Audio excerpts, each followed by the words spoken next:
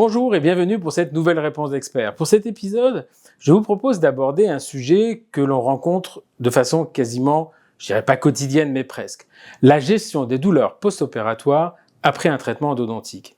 C'est une question fondamentale parce qu'elle touche à la fois à la qualité de vie de nos patients, mais aussi à leur perception du traitement et parfois même à la réussite du traitement à long terme. Face à une douleur post-opératoire, nous sommes à la fois frustrés en tant que praticiens, mais également démunis, avec un risque de perte de confiance de la part du patient. Il est souvent arrivé au cabinet sans symptômes, et les douleurs post-opératoires sont des suites franchement désagréables et en général incompréhensibles par le patient. Alors, si vous n'avez jamais de patients qui se plaignent de douleurs post-opératoires, eh bien malheureusement, cette réponse d'expert ne va pas vous concerner. Mais je suis sûr que finalement, si vous réfléchissez bien, vous allez trouver une situation qui vous en rapproche. Alors, commençons par rappeler un point essentiel. La meilleure façon de gérer la douleur post-opératoire, c'est avant tout de la prévenir. La palissade, c'est une évidence et pourtant c'est une réalité. La prévention commence dès le diagnostic. Un diagnostic précis, pulpite irréversible, nécrose ou lésion périapicale, va nous permettre d'anticiper le risque de douleur après traitement.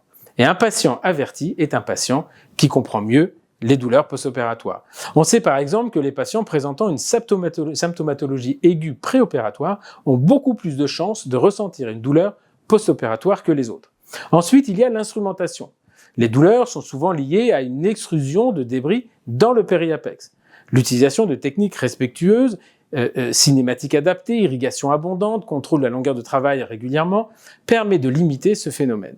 On sait que les systèmes modernes associés à une irrigation efficace réduisent considérablement le risque de flare-up post-opératoire.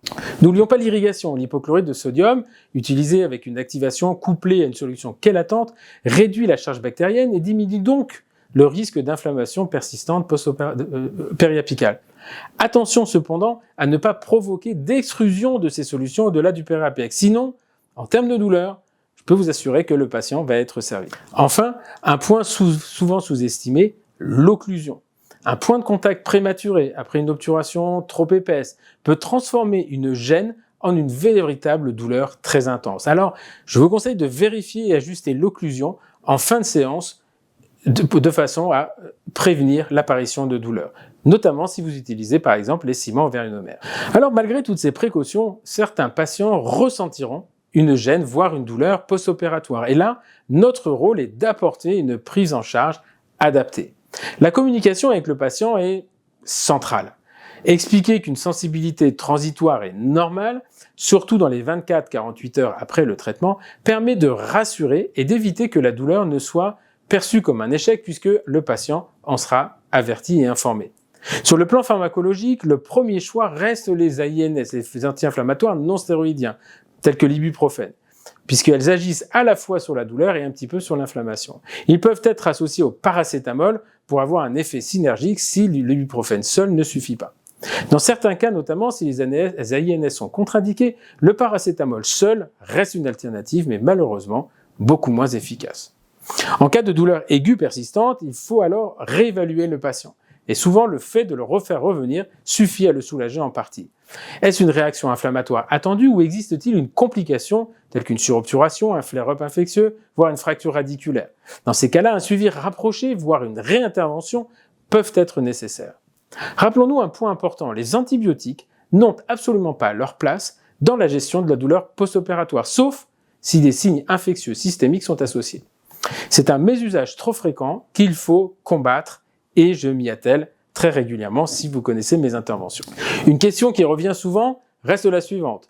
Est-ce que la douleur post-opératoire a une influence sur le succès du traitement à long terme? Eh bien, les études montrent que la douleur post-opératoire, aussi désagréable soit-elle, n'est absolument pas corrélée directement avec un éventuel échec du traitement. Un patient peut avoir souffert dans les jours qui suivent l'intervention et pourtant, à 5 ans, la dent est parfaitement cicatrisée. En revanche, la douleur influence énormément la perception qu'a le patient de son traitement. Un traitement sans douleur est vécu comme un succès, même si radiologiquement, la cicatrisation est lente. À l'inverse, un traitement parfaitement réalisé mais douloureux ou avec une gêne peut être perçue comme un échec aux yeux du patient. Autrement dit, la douleur n'est pas forcément un indicateur biologique de l'échec, mais elle reste un indicateur psychologique majeur. Et c'est là que la prévention, l'écoute et l'accompagnement du patient prennent toute leur importance. Alors, pour conclure, la question des douleurs post-opératoires va reposer sur 3 piliers encore.